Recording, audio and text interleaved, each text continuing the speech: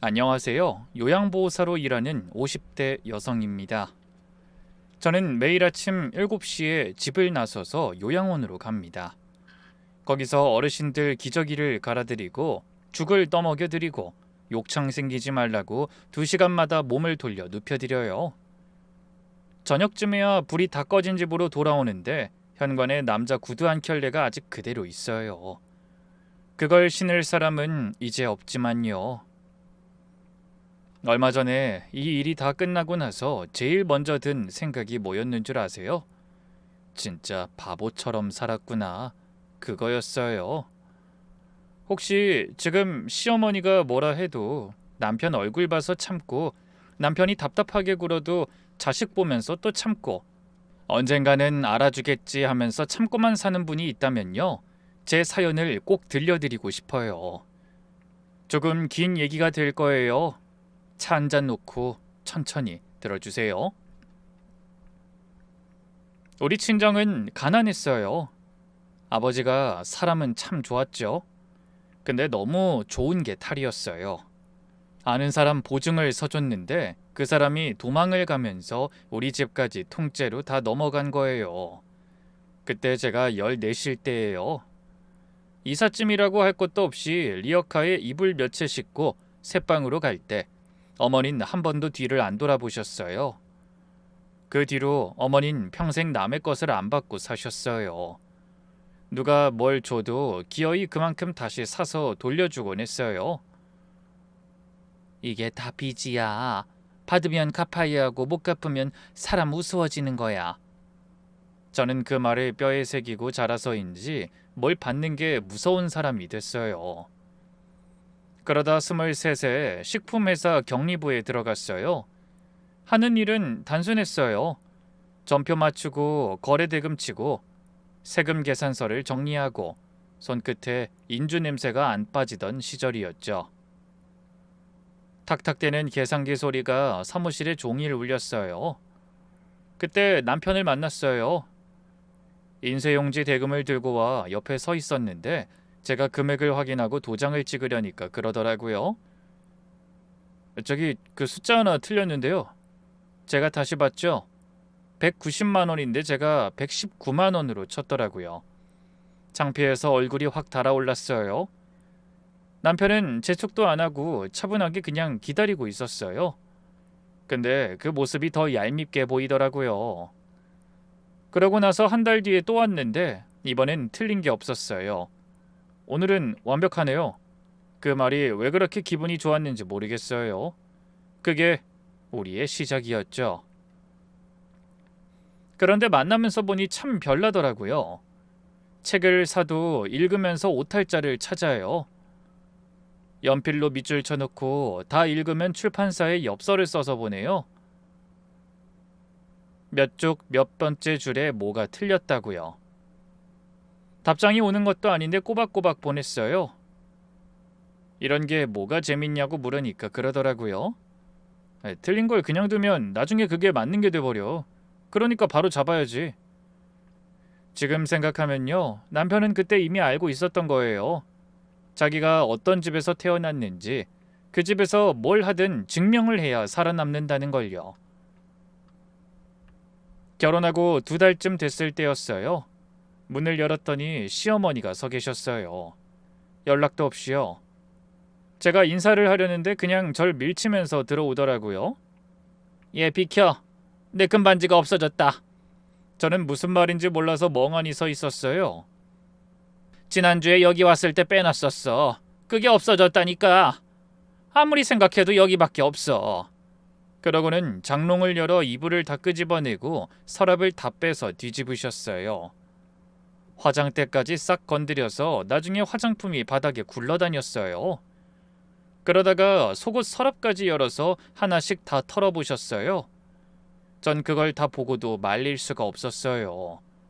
없다고 하면 눈으로 봐야 할 것 같다고 그럴 것 같고 가만히 있으면 진짜 훔친 사람처럼 보일 것 같고요. 저는 부엌 쪽 벽에 붙어서 두 손을 모으고 서 있었어요. 꼭 이 집에 잘못 들어온 사람처럼요. 그렇게 1시간 정도를 온 집안을 이잡듯 뒤져도 아무것도 안 나왔어요. 그날 가면서 이 말만 하셨어요. 분명히 여긴데 나중에 나오기만 해봐. 그날 저녁 남편이 퇴근해서 들어왔는데 집이 난장판이었어요. 전 그걸 치우지도 못하고 멍하니 앉아 있었어요. 치울 힘이 없어서요. 남편이 아무 말도 안 하고 입을 개고 화장품 줍고 치우는데 그동안 전 그냥 앉아만 있었어요. 다 치우고 남편이 저한테 그러더라고요. 당신이 원하면 앞으로 우리 가족 안 보고 살아도 돼. 저는 놀라서 고개를 들었어요. 내가 막을게. 명절에 안 가도 되고 전화도 받지 마. 어머니가 뭐라고 하면 내가 들을게. 전 그때 남편이 있어서 견딜 수 있겠다 생각했어요. 제가 이 결혼을 유지한 이유가요. 저 말 한마디였어요. 전 그 말을 두고두고 꺼내 먹으며 살았어요. 시어머니가 저를 몰아세울 때마다 그래도 날 막아준다는 남편이 있으니 괜찮다 그러면서 살았죠. 우리 시어머니를 설명하려면요. 돈부터 나와야 돼요. 이분은 세상 모든 걸 금액으로 말하는 분이었어요. 결혼하고 용돈은 처음엔 30만 원이었어요. 그런데 3년쯤 지나니까 50이 됐고 또 몇 년 지나니까 70이 됐어요. 용돈을 올려달라고 하는 방식도 참 묘했어요. 우리 옆집 가게는 며느리가 100씩 준다더라. 요즘 물가가 그렇대. 생일은 더했어요. 2달 전부터 전화가 와서 들들 볶았어요. 예, 이번에 뭐 해줄 거니? 건너가게 며느린 금반지 해줬다더라. 2돈짜리로. 그리고 어버이날에 봉투를 드리면요. 그 자리에서 바로 열어서 손끝으로 봉투 두께를 먼저 재보더라고요. 그러고 나서 안에 든 걸 꺼내서 한 장씩 세세요. 다 세고 나면 아무 말 없이 봉투를 접어서 5단에 넣고요. 전 그럴 때마다 제가 사람이 아니라 거래처 같았어요. 제일 잊히지 않는 일이 있어요. 친정아버지가 수술을 해야 하는데 800쯤 든다고 했어요. 제가 남편한테 말했더니 두 말 없이 알겠다고 하더라고요. 남편이 그런 건 한 번도 안 따지고 다 해줬어요. 근데 그 얘기가 어쩌다 시어머니 귀에 들어가자마자 집까지 오셨더라고요. 예, 너희 친정에 800을 보내줬다면서? 그럼 나한테도 똑같이 해야 공평하지. 전 그때 제가 잘못 들은 줄 알았어요. 그래서 되물었어요. 어머니 그게 무슨 말씀이세요? 내가 뭐 틀린 말했냐? 너희 친정에 800이 가면 나한테도 800이 와야 공평한 거지. 네 친정아버지만 어른이고 난 사람도 아니냐? 그 순간에 남편이 방에서 나왔어요. 전 그 사람이 소리를 지르는 걸 그때 처음 봤어요. 어머니 제발 좀 억지 부리지 말고 가세요. 시어머니가 눈을 크게 뜨면서 우리 둘을 번갈아 노려보더라고요. 당장 나가시라고요. 지금 무슨 말씀하는지 알고 하시는 거예요? 장인어른이 아파서 수술을 하는데 어머니가 왜 그 돈을 달라는 거예요? 맡겨놓은 돈 찾으러 왔어요? 집이 조용해졌어요. 그런데 시어머니가 남편을 안 보고 고개를 돌려 저를 보더라고요. 네가 시켰지? 우리 강원이가 이런 애가 아니야.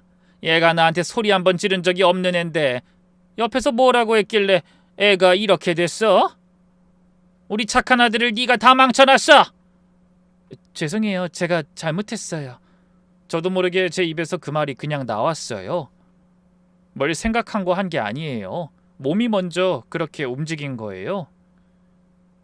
저는 그렇게 하는 게 이 상황을 제일 빨리 끝내는 방법이라는 걸 알고 있었거든요. 시어머니는 결국 돈은 안 받고 가셨어요. 대신 이 말은 하고 가셨죠. 됐다. 너희한테 내가 뭘 바라겠니? 난 그냥 없는 사람이지. 그날 밤 남편이 오랫동안 아무 말도 안 했어요. 염치가 없었나 봐요. 그러다가 새벽쯤에 한참을 뒤척이다가 뭔가 결심한 듯이 저한테 그러더라고요. 여보, 그냥 인연 끊자. 내가 다 정리할게. 당신은 이제 우리 식구들 안 봐도 돼. 진짜로. 저는 한참 생각에 잠겨 있다가 고개를 저으며 그랬어요.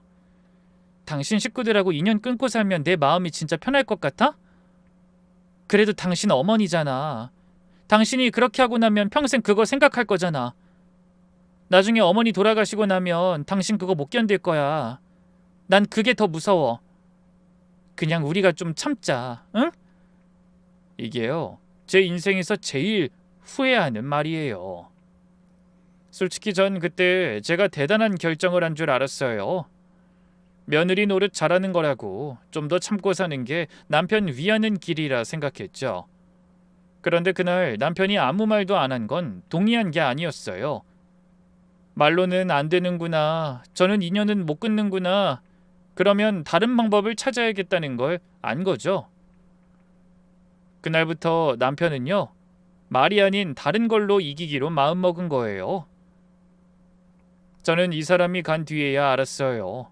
그 당시 우리 남편은 인쇄자재 유통을 했어요. 동업자가 있었어요. 남편이랑 중학교 때부터 친구였는데 결혼식 때 한 번, 그리고 그 뒤로 두어 번 본 게 전부예요. 성격이 남편이랑은 정반대였어요. 그래도 사업할 때는 서로 도움이 되는가 싶었죠. 그런데 그 사람이 사고를 친 거예요. 거래처 어음을 잘못 물었대요. 자세한 건 저도 몰라요. 남편이 얘기를 안 해줬으니까요. 아무튼 그날로 회사 자재값이 전부 날아갔어요. 그리고 그 사람은 사라졌어요. 그때부터 사람들이 우리 집으로 찾아오기 시작했어요. 한밤중에 문을 두드리는 사람도 있었고 딸 학교 앞에 서 있던 사람도 있었어요. 저는 무서운 마음에 남편한테 그랬어요.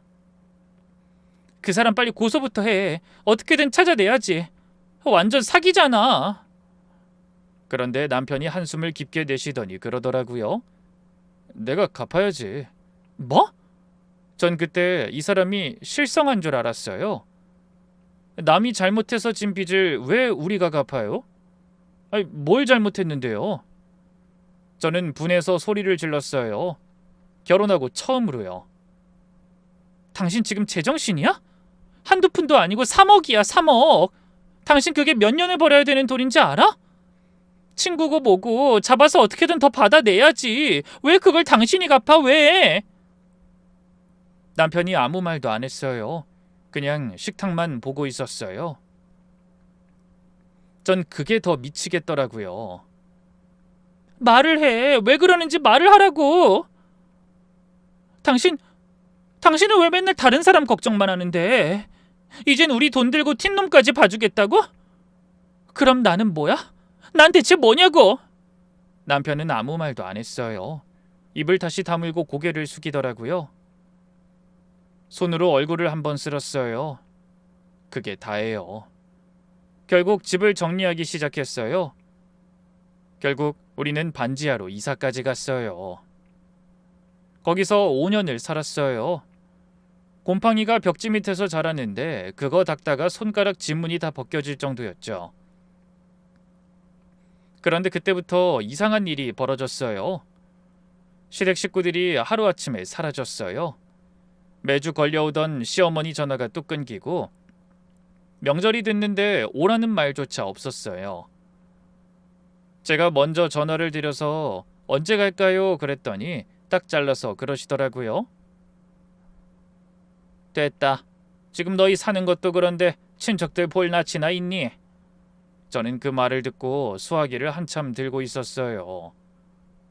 그 뒤로 5년 동안 시댁에서 온 연락이 몇 번인 줄 아세요? 딱 3번이에요.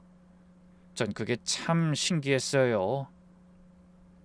차라리 우리를 미워했으면 나았을 거예요.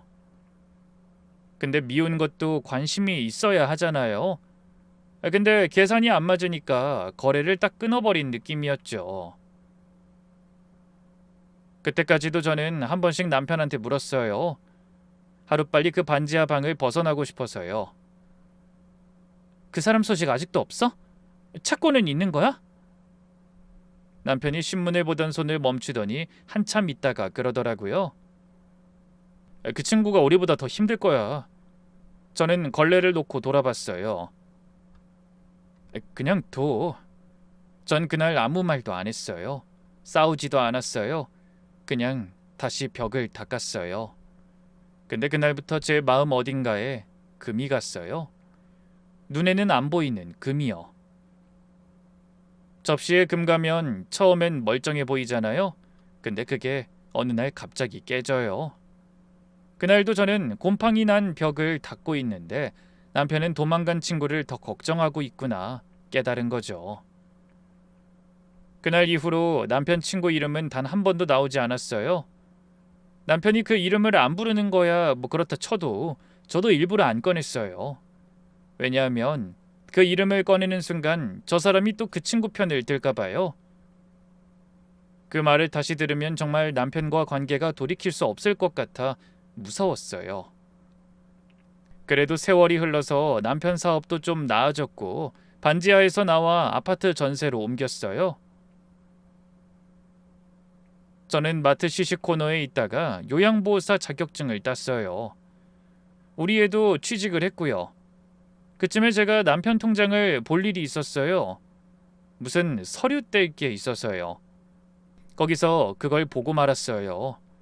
매달 27일 60만 원 자동이체. 그런데 자동이체로고만 찍히고 받는 사람이 안 나오더라고요. 전 그 자리에서 통장을 몇 장 더 넘겨봤어요. 몇 달 전에도 있고 그렇게 힘들던 몇 년 전에도 보낸 기록이 있는 거예요. 제가 그 순간에 제일 먼저 무슨 생각을 했는지 아세요? 시댁으로 간 돈이구나. 나 모르게 어머니가 용돈을 계속 빼가고 있었구나. 근데 왜 나한테 숨겼지? 결국 제가 못 참고 남편에게 물었어요. 이 60만 원 뭐야? 남편이 숟가락을 들다 말았어요. 어머니야? 아니면 도련님이야? 아니 나한테도 말은 해야지. 나도 알 권리는 있잖아. 그런데 남편이 또 대답을 안 했어요. 왜 말을 못해? 뭐 여자라도 있어? 남편이 그때 절 봤어요. 화도 안 내고 그냥 가만히 봤어요.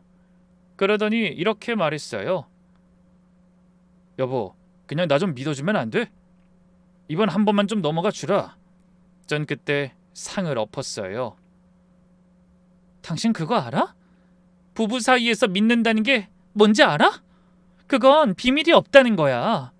뭐든 숨기지 않고 말해주는 거, 그게 믿는 거라고. 근데 이건 그냥 나 입 다물라는 거잖아. 나중에 시간 지나면 당신도 다 알게 될 거야. 나중에 다. 한 번은 참을 수 있었어요. 근데 사람이 계속 그러면 더는 참는 게 아니라 포기가 돼요. 이 사람은 인생의 중요한 순간에도 나한테 아무것도 안 알려주는 사람이구나. 그걸 깨달아서 화가 난 거예요. 그리고 그런 행동이 저를 무시한다고 느꼈어요. 말할 가치가 없는 사람이니까 저렇게 끝까지 아무 말도 안 하는 거라고요. 내심 저는 그 사람이 붙잡아 주길 바랬던 것 같아요. 미안하다고 다 말해주겠다고요. 그러면 못 이기는 척 갔을 거예요. 근데 끝까지 안 하더라고요. 그때부터 매일 그런 계산을 했어요.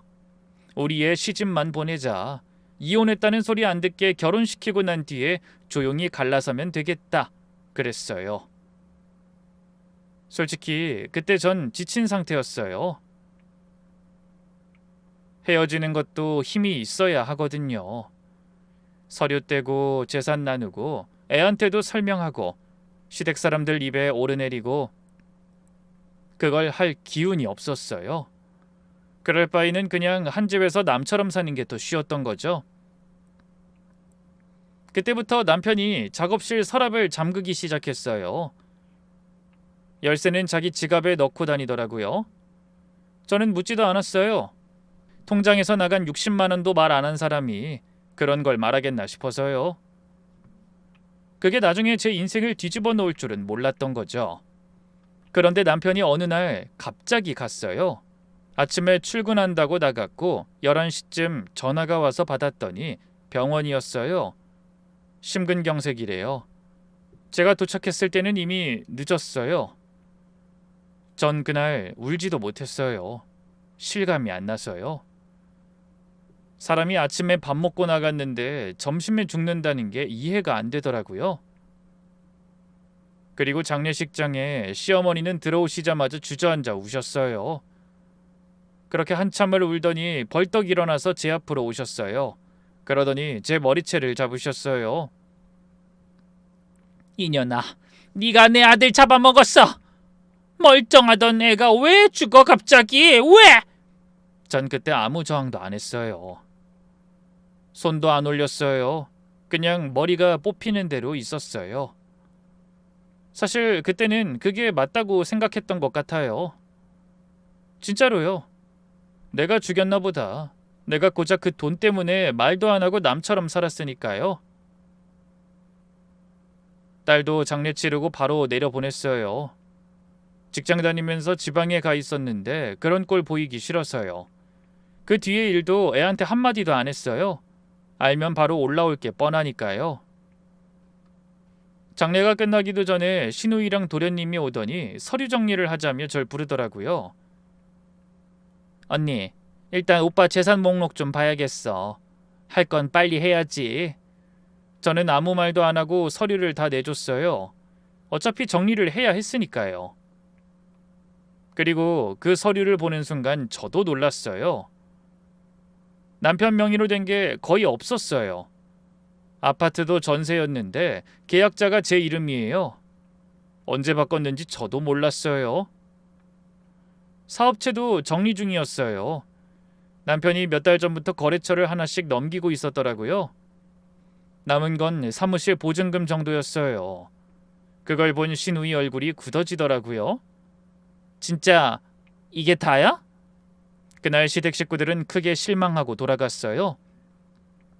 근데 저는요, 솔직히 말하면 안도했어요. 없으면 뺏길 게 없으니까 조용히 지겠구나 싶어 마음이 좀 놓였어요. 남편을 보내고 정확히 3일이 지난 날이었어요. 오전에 입금 문자가 하나 들어온 거예요. 전 그걸 3번 읽었어요. 숫자가 너무 길어서 처음엔 뭔지도 잘 몰랐어요. 0이 몇 개인지 세어보려는데 자꾸 놓쳐요. 그래서 손가락으로 화면을 짚으며 읽었어요. 1, 10, 100, 1000만. 여기까진 괜찮았어요. 10만, 100만, 1000만. 여기서 손가락이 멈췄어요. 아직 0이 더 남아있는 거예요. 저는 그 자리에서 눈을 감았다 떴어요. 잘못 봤겠지 싶어서요. 그런데 10억. 제 입에서 그 소리가 나오는 순간 딴 세상 말 같았어요. 나랑은 상관없는 남의 나랏돈 같은 거요. 너무 놀라 휴대폰까지 떨어뜨렸어요. 바로 잘못 들어온 돈이구나 했죠. 남의 돈인데 잘못 쓰면 큰일 나겠다 싶어서 얼른 옷을 갈아입고 은행으로 갔어요. 번호표를 뽑고 앉아있는데 심장이 뛰었어요. 창고 직원한테 통장을 보여주며 그랬어요. 저기 송금이 잘못돼서요. 제가 받을 돈이 아닌 것 같아서요. 알아봐 주실 수 있어요? 그 직원이 화면을 보더니 잠깐 멈추더라고요. 고객님, 정상 입금인데요. 그리고 차고 송금이면 본인 쪽에서 반환 신청을 하셔야 해요. 그럴 리가 없는데. 그럼 혹시 이 사람이 누군지도 알 수 없나요? 그건 저희가 알려드릴 수가 없어요. 전 그 자리에서 10분쯤 더 붙들고 물어봤어요. 어떻게든 알아내려고요. 그러다 옆 창구 계장님이 제 쪽을 보는 걸 느꼈어요. 전 그때 그분이 왜 제 쪽을 보는지 몰랐어요. 그냥 목소리가 커서 그런가 보다 했어요. 그날은 결국 아무것도 못 알아내고 돌아왔어요. 그리고 집에 와서 그 이름을 검색해봤어요. 최다인. 저는 그날 종일 그 이름만 봤어요. 그리고 그날 저녁 시어머니한테 전화가 왔어요. 제가 그 은행에서 나온 지 반나절 만에요. 저는 주방에서 일하다 말고 얼른 손을 닦고 받았어요. 그런데 받자마자였어요. 야, 내 아들 돈 뱉어내 이년아! 제 귀가 찢어지는 것 같았어요. 저는 저도 모르게 화면을 봤어요. 그리고 손가락이 저절로 녹음 버튼으로 움직였어요. 아직도 그날 왜 반사적으로 그걸 눌렀는지 모르겠어요. 솔직히 그때 그런 생각을 할 정신이 아니었거든요. 근데 손이 먼저 움직였어요. 아마 30년 동안 시댁 식구들한테 당하면서 몸 어딘가에 그런 게 생겼나 봐요. 증거를 남겨야 한다는 거예요. 네? 어머니 갑자기 무슨 말씀이세요? 무슨 말씀이냐고? 10억! 10억이 통장에 들어왔다며! 엉큼한 게 어딜 그걸 숨겨? 저는 그 순간에 등이 서늘해졌어요. 어떻게 이걸 어머니가 알까 싶어서요. 내가 다 알아. 은행에 가서 물어보고 다녔다며? 이년아, 내가 그 은행을 30년을 다녔어. 내가 그 은행 계장이랑 얼마나 오래 알고 지냈는지 알아? 우리 강은이 죽은 지 사흘이야. 사흘! 근데 니년 통장에 갑자기 10억이 어떻게 들어와? 그게 말이 된다고 생각하냐? 어머니, 저도 지금 그래서 알아보는 중이에요. 저도 이게 뭔지 몰라서요. 아, 모르셔? 시어머니가 픽 웃더라고요. 전 그 웃음이 제일 무서웠어요. 그거 내 아들이 평생 고생해서 번 돈이야. 그게 어떻게 네 돈이야? 네가 뭘 했는데? 지금까지 네가 한 게 뭐가 있다고? 당장 뱉어. 다 뱉어내라고. 그건 우리 집 돈이야. 전 그때 뭐라고 해야 할지도 몰랐어요. 저는 그때 어머니를 좀 진정시켜야겠다고 생각했어요. 어머니는 뭔가를 모르면 더 커져요. 빈자리를 상상으로 채워 넣으시거든요. 그러니까 차라리 다 말해버리자. 사실대로 말하면 오해는 풀리겠지. 전 그렇게 생각했어요. 어머니, 제 말 좀 들어보세요. 저도 이게 뭔지 몰라서 은행에 간 거예요. 진짜예요. 제가 알았으면 은행에 왜 갔겠어요? 입금한 사람이 모르는 사람이에요. 아무래도 잘못 들어온 돈인 것 같아서 저도 그거 알아보러 간 거예요. 잠깐 조용해졌어요. 전 그때 그 침묵을 오해했어요. 제 말을 들으시는구나 했거든요. 모르는 사람이라고? 이름이 뭔데? 저는 잠깐 망설였어요. 그런데 여기서 숨기면 더 의심받는다고 생각해서 말했어요. 최다인이요. 최다인? 최씨라고? 그때였어요. 시어머니가 목소리를 바꾸셨어요. 높던 소리가 갑자기 뚝 떨어졌어요. 저는 그 낮은 소리가 처음 전화를 받았을 때 지르시던 소리보다 훨씬 더 무서웠어요. 인연이 사람 놀리네. 최다인이든 박다인이든 그게 무슨 상관이야? 돈이 어디서 왔건 누구 이름으로 왔건 그거 우리 아들 돈이라니까. 강훈이 죽고 나니까 들어온 거잖아. 그건 내 아들 목숨값이라고. 네가 그걸 왜 쥐고 있어? 무슨 자격으로? 어머니, 전 정말 이게 뭔지 하나도... 저는 그때 알았어요. 이분한테는요, 사실이 필요한 게 아니었어요. 너 은행 간 것도 내가 모를 줄 알아? 돈 어디서 들어왔는지 그거 알아보러 간 거잖아. 안 그래? 그래서 쥐도 새도 모르게 네 걸로 만들려고 뒤탈 없나 확인하러 간 거잖아. 전 그 순간에 숨이 턱 막혔어요. 이분은요, 제 행동을 다 뒤집어서 보시는 분이었어요. 어머니, 전 그 돈 안 가질 거예요. 누구 건지 알면 돌려줄 거예요. 어딜 돌려줘? 아, 네 속셈이 이제 알겠다. 너 일부러 그 이름을 나한테 말한 거구나. 나중에 나한테 그 사람한테 돌려줬어요 하려고. 그렇지?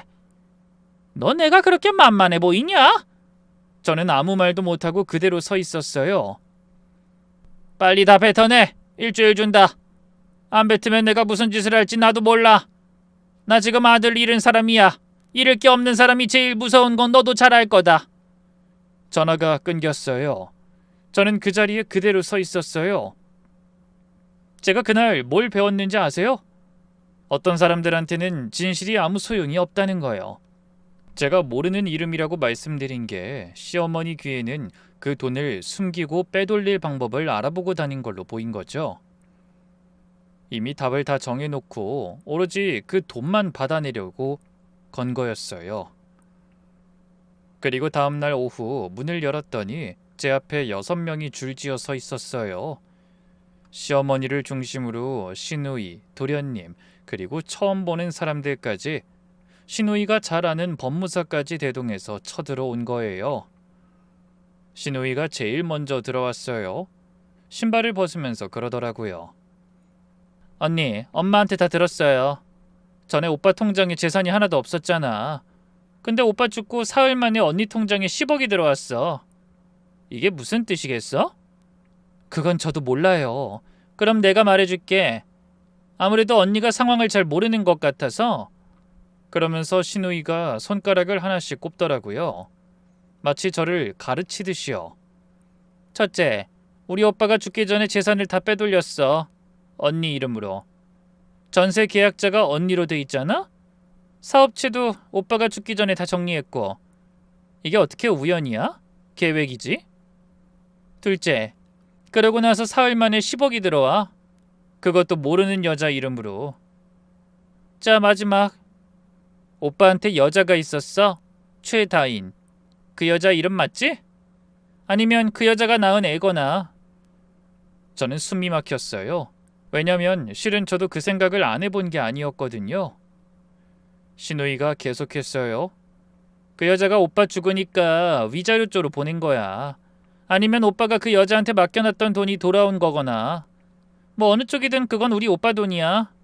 그럼 그건 상속재산이고 우리도 권리가 있다는 뜻이야. 그때 팔짱을 끼고 앉아있던 도련님이 끼어들었어요. 형수, 우리가 다 달라는 것도 아니에요. 법대로 하자는 거예요, 법. 법대로 그냥 나눠서. 신우이가 도련님을 툭 치더라고요. 그만하라는 듯이요. 그러더니 신우이가 서류를 꺼냈어요. 언니, 더 이야기할 것도 없어. 그냥 여기다가 도장만 찍어주면 돼. 이게 뭐예요? 별거 아니야. 그냥 이 돈 우리가 같이 관리하겠다는 거야. 언니 혼자 10억 들고 있으면 위험하잖아. 우리가 같이 관리하겠다는 거지. 언니 몫이 아예 없다는 것도 아니야. 법무사라는 남자가 옆에서 그러더라고요. 사모님, 이건 그냥 형식적인 거예요. 상속재산 분할 협의서라고 가족끼리 그냥 정리하는 겁니다. 여기에 도장 한 번만 찍으시면 돼요. 사모님도 이렇게 정리하시는 게 편할 겁니다. 저도 모르게 손이 그쪽으로 갈 뻔했어요. 왜냐면요, 저는 30년 동안 그렇게 살았거든요. 저 사람들이 뭘 요구하면 결국은 들어주며 살았어요.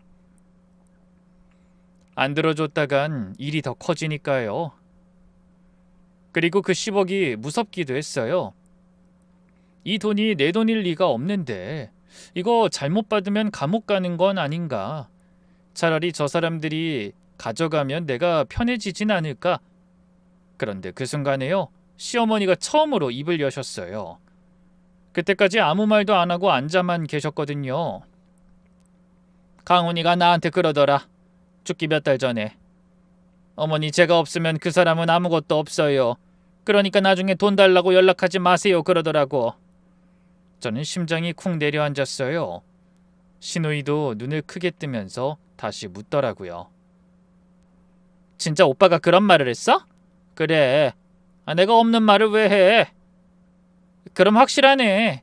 돈은 다 오빠가 쥐고 있었던 거잖아. 언니, 일주일 줄게. 그 안에 도장 안 찍으면 우리도 어쩔 수 없어. 소송까지 가야지. 그리고 그 애 유전자 검사 신청할 거야.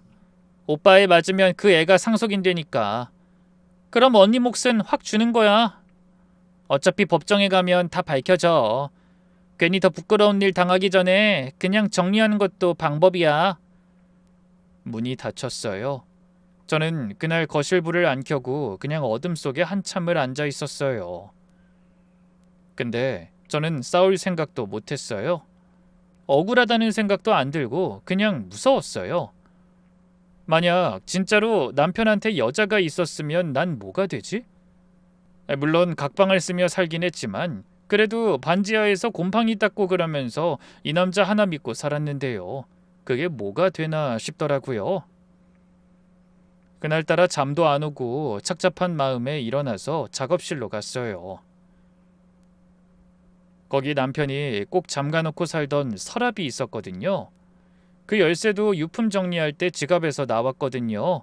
그런데 그동안 그걸 안 열었어요. 왜냐면요, 열면 진짜로 뭐가 나올까봐 무서웠거든요. 혹시나 여자 사진이나 애 사진이 나오면 어떡하지 싶어서요. 그럼 저는 이제 이 사람을 미워하면서 남은 인생을 살아야 하는데 그건 못하겠더라고요.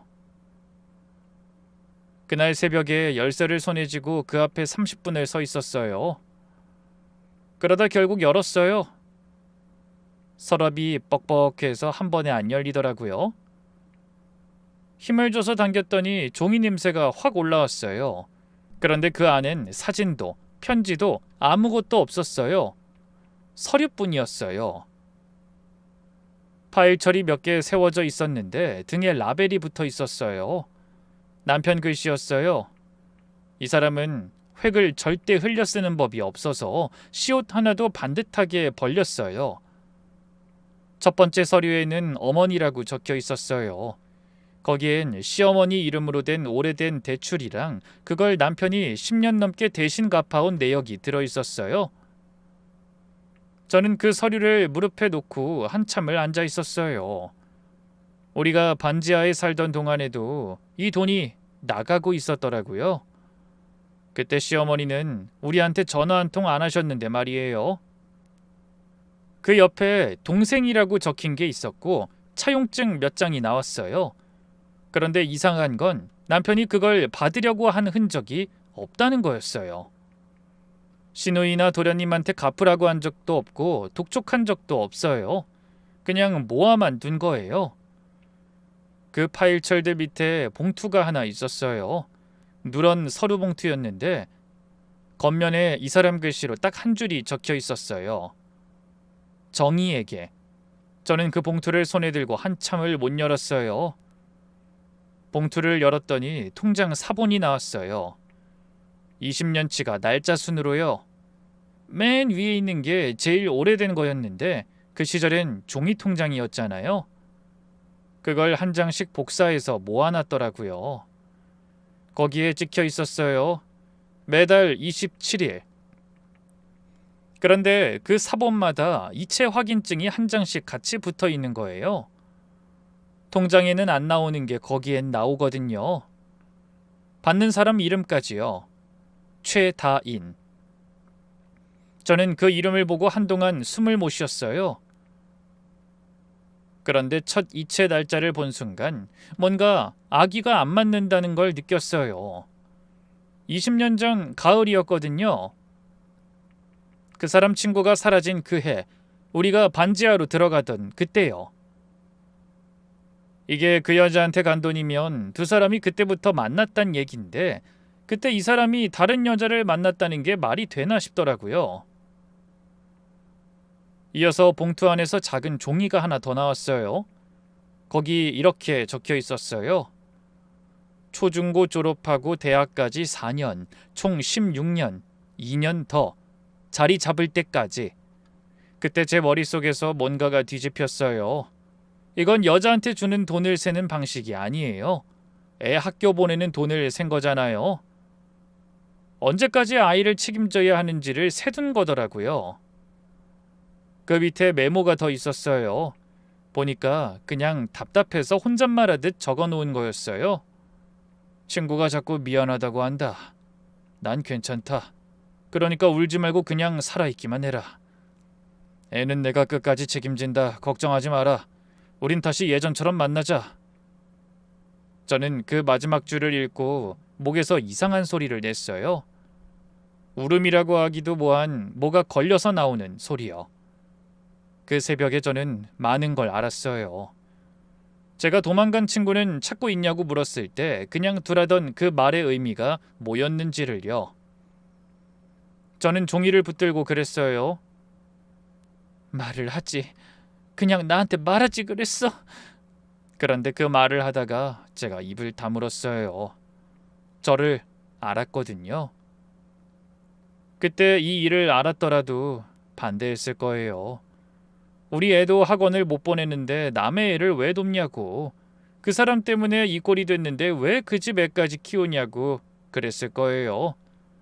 근데 이 사람은 그 짐을 안 지운 거예요. 제가 나쁜 사람이 안 되게요. 그 새벽에 날이 밝아오는 걸 보면서 저는 그 이름을 다시 봤어요. 최다인. 그 이름 하나만 손에 쥐고 있었어요. 다행히 그 아이를 찾는 건 어렵지 않았어요. 남편 수첩에 명함이 있었거든요.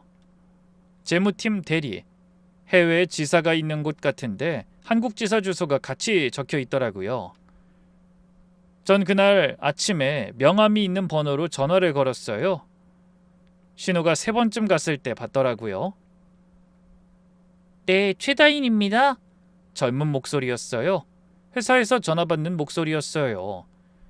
저는 그 목소리를 듣는 순간 뭐라고 말을 시작해야 할지를 몰라서 잠깐 가만히 있었어요. 여보세요? 말씀하세요. 제가 그 이강훈 씨 집사람인데요.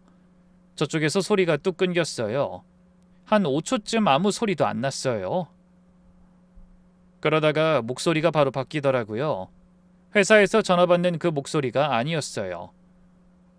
아저씨 사모님이세요? 혹시 어느 쪽에 계세요? 제가 바로 갈게요. 그리고 그날 오후에 카페에서 만났어요. 저는 30분 먼저 가서 앉아 있었어요. 솔직히 말씀드리면요, 전 그때 무서웠어요. 남편이 나쁜 짓을 했을까봐 무서운 게 아니었어요. 제가 애 학비를 대고 있었다는 걸 까맣게 몰랐잖아요. 아니, 몰랐던 정도가 아니라 그 돈을 두고 남편을 의심해서 각방까지 쓰고 살았잖아요. 그런데 이 애가 절 어떻게 볼까? 정작 남편이 뭘 하고 사는지 하나도 몰랐던 여자가 된 것 같아 부끄러워서 손을 어디에다 둬야 할지 몰랐어요. 얼마 뒤 문이 열리는데 아가씨가 하나 들어왔어요. 한 28쯤 됐을까요? 흰 셔츠에다 검은 바지를 입고 회사에서 뛰쳐나온 것 같았어요. 우리 애랑 비슷한 또래로 보이더라고요. 멀리서도 저를 딱 알아보더니 와서 앉기도 전에 인사를 90도로 하더라고요. 저는 뭐라고 해야 할지 몰라서 그냥 앉으라고 손짓만 했어요.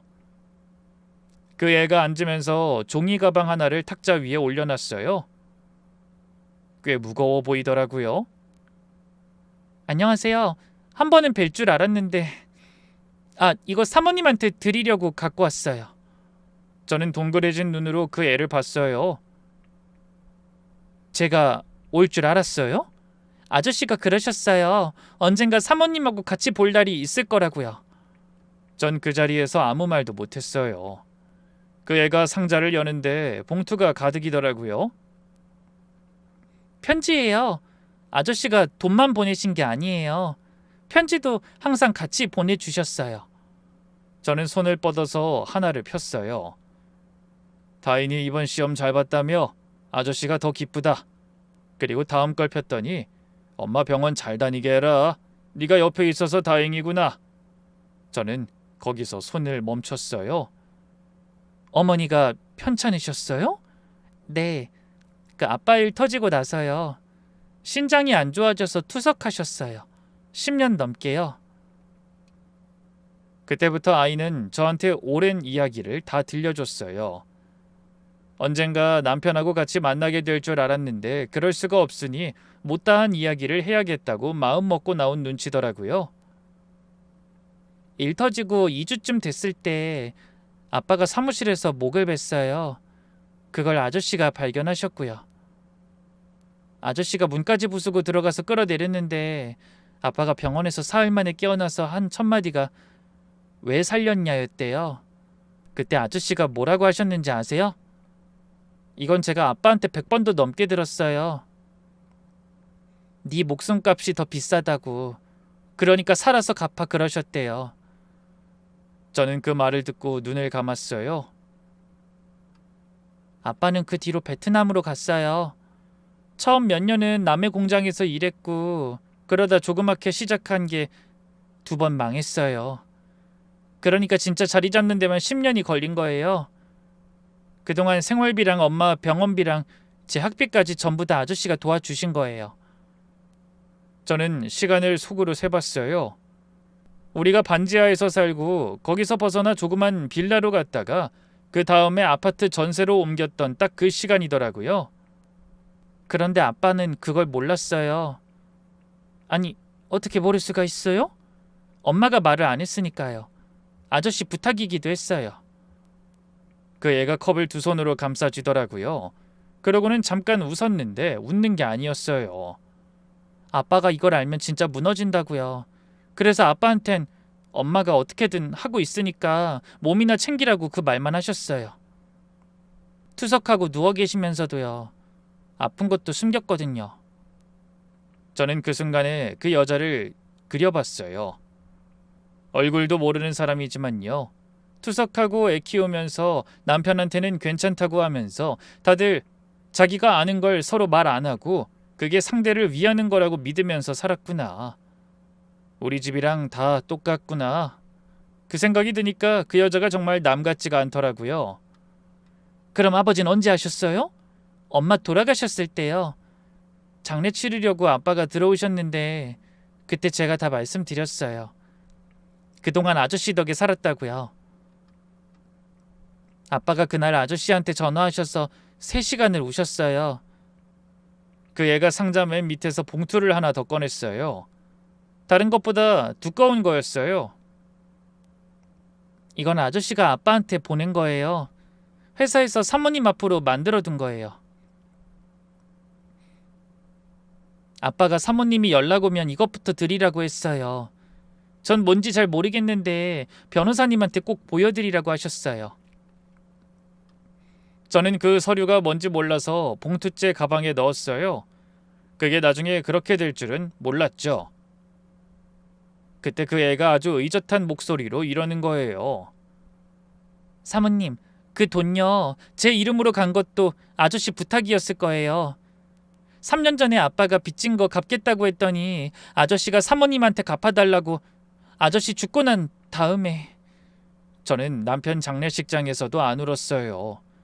시어머니가 사람들 보는 데서 제 머리채를 잡았을 때도 안 울고 버텼고요. 그런데 처음 보는 남의 집 애 앞에서 울었어요.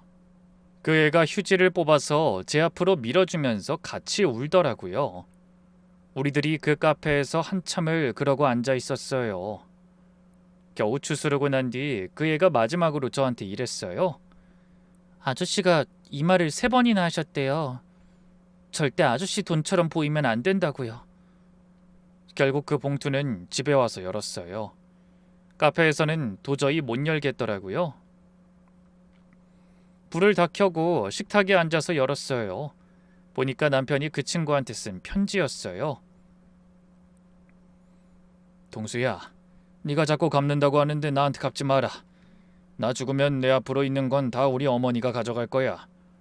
그러니까 나 죽고 나서 내 돈처럼 보이지 않게 우리 집사람 또 우리 식구들한테 시달릴 거야. 네가 방법을 찾아주라. 너 사업하는 사람이니까 나보다 더 잘 알 거야. 그리고 3년 안으로 부탁한다. 나 심장이 안 좋다. 저는 그 대목에서 손을 멈췄어요. 남편이 건강검진을 받고 온 게 이 무렵이었거든요. 그날 저녁에 제가 지나가는 말로 결과를 물었더니 별거 없대. 그 한마디만 하고 방으로 들어가서 문을 닫더라고요. 전 그때 이 사람이 저한테 관심이 없어서 그런 줄 알았어요. 각방 쓴 지도 좀 됐을 때였으니까요. 근데 그 사람은 그날 자기가 얼마 안 남았다는 걸 알고 방에 들어간 거예요. 전 그제야 남편이 지금껏 뭘 준비해뒀는지 알았어요. 자기가 죽고 나서 시댁 식구들이 저한테 달려들 때 제 손에 뭐라도 하나 쥐어주려고 한 거예요. 그리고 편지 맨 마지막 줄이 저를 무너지게 했어요. 우리 집사람 다치지 않게 해주라. 그 사람 미안하다는 말 절대 안 하게끔 해줘. 전 그 식탁에 엎드렸어요. 그리고 다짐했어요. 이 사람이 목숨 걸고 지켜주려고 한 목, 그건 어떻게든 제가 지켜내겠다고요. 다음 날 저는 서류를 다 싸들고 변호사를 찾아갔어요. 제가 요양원에서 오래 보신 어르신 한 분이 계셨는데 그 따님이 변호사였어요. 40쯤 되신 분인데 어머니 뵈러 오실 때마다 저한테 커피를 사주시던 분이었어요. 전화를 드렸더니 그날로 오라고 하시더라고요. 가면서 제가 무슨 생각을 했는지 아세요? 이제 제대로 싸워야지. 그거 하나였어요. 남편이 가는 순간까지 날 위해서 이렇게까지 해줬는데 이제 잘 싸워야지. 저쪽이 소송하면 나도 하자. 돈이 얼마가 들더라도 끝까지 가자. 전 진짜 그런 마음으로 갔어요. 변호사가 파일처를 하나씩 넘겨보시더라고요. 그러더니 이렇게 말씀하시는 거예요. 선생님, 이거 이미 끝나 있는데요? 전 그 말을 못 알아들었어요. 네? 뭐가 끝나 있어요?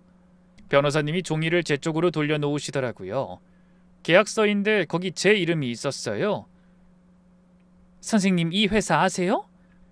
남편 친구 회사로 알고 있는데 베트남에 있는. 여기 한국 지사가 있어요. 그리고 선생님이 여기 사회 이사로 올라가 있어요.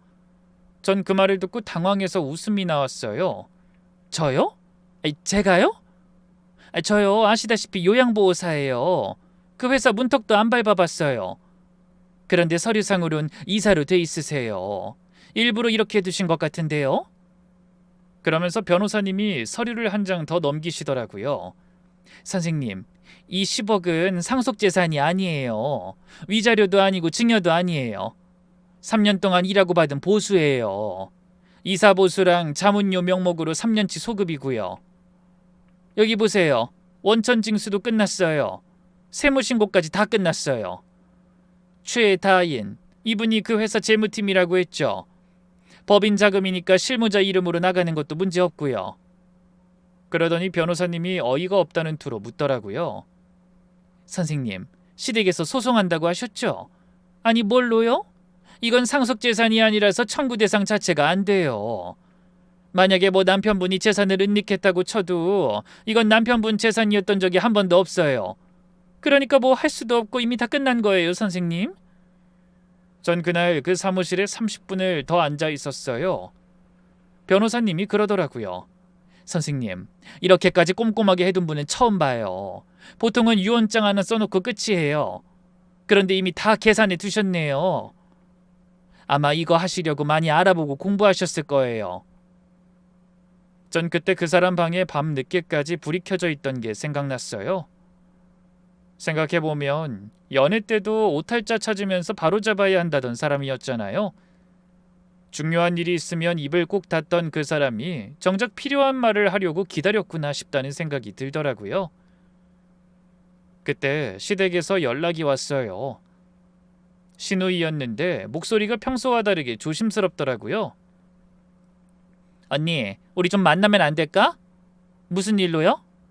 그냥 언니하고 얘기 좀 하려고. 그때 알았어요. 저쪽도 이미 알아본 거예요. 법무사까지 끼고 다니니까 등기부도 떼봤겠죠? 그리고 알았겠죠? 지난번 그 6명이 또 왔어요. 그런데 지난번이랑 앉는 게 달랐어요. 지난번엔 제 거실을 다 차지하고 앉아서 저는 부엌 의자까지 가져와야 했거든요. 이번엔 문 앞에 몰려 서 있더라고요. 이번에도 신우이가 먼저 입을 열었어요. 언니, 우리가 오해가 좀 있었더라고. 우리도 오빠가고 정신이 없었잖아. 그래서 말이 좀 심했어. 언니, 근데 우리 가족이잖아. 소송이니 뭐니 그런 거 하지 말고 우리끼리 좋게 10억 다 달라는 거 아니야. 그냥 엄마 요양원도 가야 하는데 돈이 없어. 그러니까 좀. 네? 얼마나요? 제가 일부러 물었어요. 신우이가 잠깐 절 보더라고요. 한 2억? 전 그 자리에서 웃었어요. 이 인간들 뻔뻔함에 정말 웃음이 나더라고요. 언니, 그게 많은 거야? 10억 중에 2억이면 솔직히 많은 것도 아니잖아. 저 그 돈 못 줘요. 제 돈이긴 한데요. 이 돈 제가 일하고 받은 거라서요. 전 그때 서류를 꺼냈어요. 한 장씩 탁자에 놨어요. 이건 제가 그 회사 이사로 위촉된 서류고요. 이건 원천징수 영수증이에요. 세금까지 다 냈어요. 그러니까 이 돈은 남편 돈도 아니고 어머니 돈도 아니고 제 돈이에요. 제가 일하고 받은 돈이라고요. 그 사람이 이렇게까지 해놓은 이유가 왜겠어요? 자기 없으면 온 식구들이 달려들어 이럴 거 이미 다 알고 있었던 거예요. 그 사람이 죽기 전에 저한테 남긴 말이 뭔지 아세요? 제 몫은 끝까지 챙기래요. 미안하다는 말 죽어도 하지 말고요. 저 그래서 그 사람 뜻대로 하려고요. 한 푼도 못 드려요. 그때였어요. 여태 아무 말씀도 안 하고 앉아만 계시던 시어머니가 일어나시더라고요. 이번에는 또 무슨 짓을 할까 싶었는데 갑자기 제 앞에서 무릎을 꿇는 거예요. 저는 그 광경을 평생 못 잊을 거예요. 얘야, 이 늙은이가 아들 잃고 마음이 힘들어 그랬어. 아이 강훈이가 없으니까 이제 갈 데도 없어. 네가 좀 봐줘야지 어떡하니? 내가 아들 하나 보고 살았던 거 알잖니? 내가 걔 대학 보내려고 손톱이 다 빠질 정도로 일하고. 근데 이제 너밖에 없어서 그래. 전 그 말을 들으면서 이상하게 아무렇지도 않았어요. 그동안은 그렇게 무섭던 사람인데 그날은 그냥 80 넘은 힘없는 할머니가 거실에 앉아있는 느낌이었어요. 저는 딱 한마디만 했어요. 어머니, 종이 가져오셨어요? 저 그동안 어머니한테 말로는 한 번도 못 이겼어요. 어머니는 말로는 안 지시잖아요. 그러니까 이젠 말로 하지 마시고요. 종이로 가져오세요. 저한테 받을 거 있으면 계약서든 차용증이든 종이로 갖고 오시라고요. 시어머니가 절 한참 보다가 부들부들 떨면서 이러시더라고요. 인연이 끝까지... 그런데 그 말에 힘이 없더라고요. 솔직히 전에는 그 말을 들으면 제 심장이 발밑으로 내려앉았거든요. 30년 동안 그랬어요. 그 두 글자가 나오면 전 그냥 고개부터 숙였어요. 그런데 그날은 아니었어요. 전 그 자리에 서서 당당하게 말했어요. 어머니, 저한테 2년 전년 하지 마세요. 저 이름 있어요. 30년 동안 참았으면 그거면 됐어요. 어머니가 절 그렇게 부를 수 있었던 건요, 제가 며느리라서가 아니에요. 제가 참고 있어서예요. 근데요, 저 이제 가만히 안 있어요. 그러니까 이제 나가세요. 언니 지금 미쳤어? 우리 엄마 쫓아내는 거야?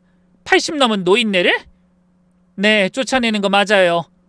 아까 뭐라고 하셨죠? 우리 가족이라고요? 그럼 여쭤볼게요. 남편 사업 망했을 때 전화 한 통 한 사람 있었나요? 그때 우린 가족 아니었잖아요. 돈 없을 땐 남이고 돈 생기면 가족이에요? 그런 게 어딨어요. 가세요. 이제 저 말로는 안 들어요. 저는 사실 그 사람들이 무슨 대단한 산인 줄 알았어요. 그런데 그날 보니까요, 그냥 문 열고 나가라고 하면 나가는 사람들이더라고요. 그러고 1년이 지났어요.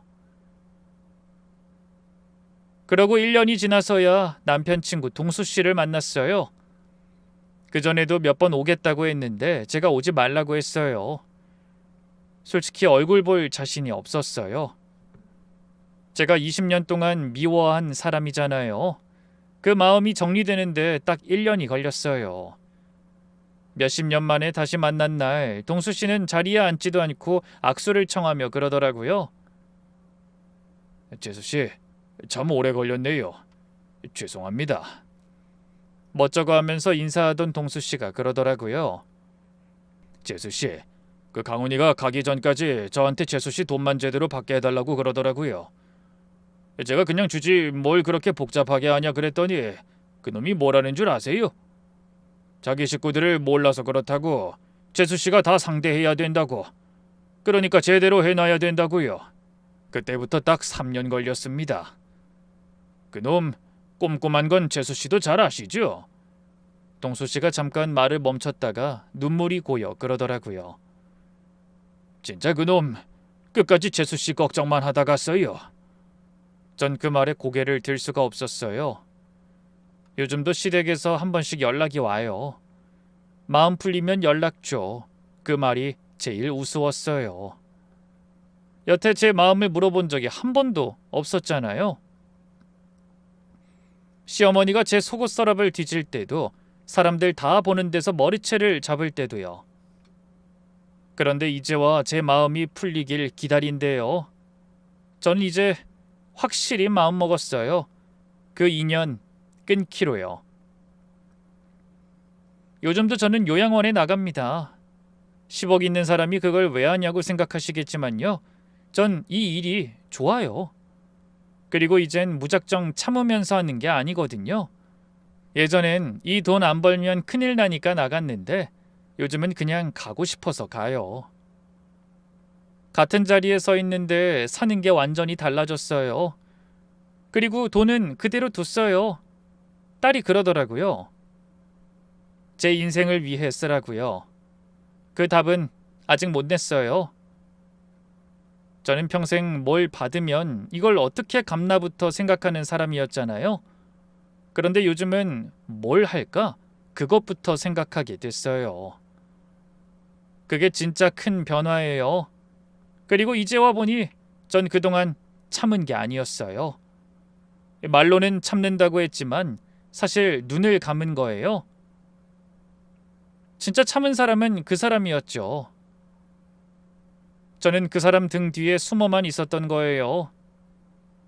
남편이란 방패가 없어지고 나서야 돌아본 거예요. 제가 얼마나 참는다는 핑계로 비겁했었는지를요. 어쩌면 여러분도 여러분을 대신해서 누군가 그걸 다 맡고 있을지도 몰라요. 그러니 참기보단 제대로 보셨으면 좋겠어요.